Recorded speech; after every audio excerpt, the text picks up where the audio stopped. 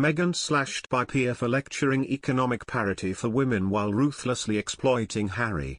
Piers Morgan has hit out at Meghan Markle on social media for ruthlessly exploiting Prince Harry, as the presenter addressed the Duchess' economic status. Piers Morgan lashed out on Twitter today after it was announced Meghan Markle, 40, will speak on women reaching economic and professional parity at a New York Times online summit. The former Good Morning Britain presenter has claimed that the Duchess of Sussex has exploited Prince Harry's royal status to benefit financially. Taking to the microblogging site, Piers, 56, shared an article that highlighted Meghan's latest move. The Duchess of Sussex, 40, who is currently living in her $14 million mansion in California having stepped back from royal duty, has been announced as a speaker at the Neat Deal Book Online Summit next Tuesday. The mother of two will appear in a half-hour session called Minding the Gap alongside Melody Hobson, co-CEO and President, Ariel Investments and the chairwoman of Starbucks Corporation. Other speakers at the conference include Antony Blinken, U.S. Secretary of State, as well as the CEO for Pfizer Albert Bourla. Online the session is described as, "How can women reach economic and professional parity?" Two groundbreaking figures join us to discuss top-down solutions, and reflect on how their shared experiences influenced their thinking about creating opportunities for others.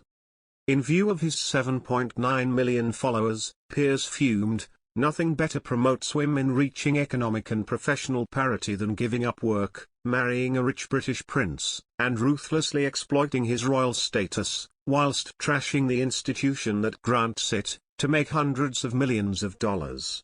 The ex-GMB host didn't provide any examples of his claim following his tweet. It comes days after Meghan Markle bought Starbucks coffee for employees working overtime to campaign for paid family and medical leave in the US after writing to politicians pleading for it to be made a national right.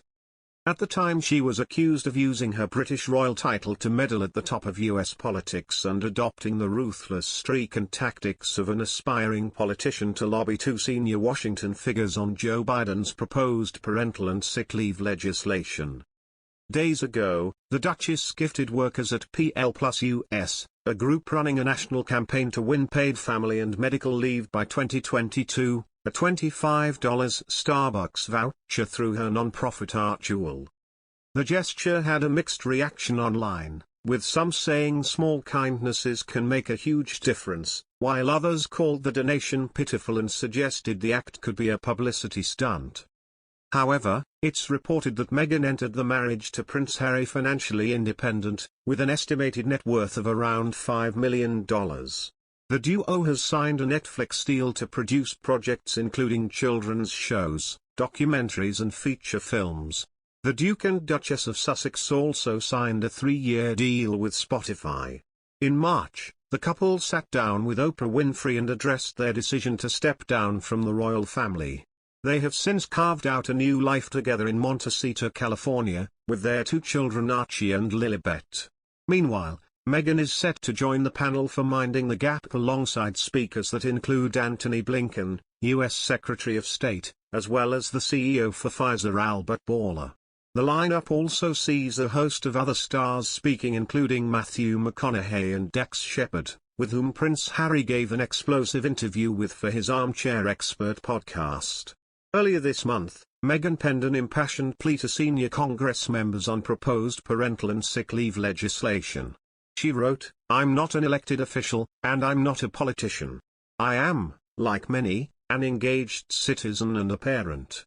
And because you and your congressional colleagues have a role in shaping family outcomes for generations to come, that's why I'm writing to you at this deeply important time, as a mom, to advocate for paid leave."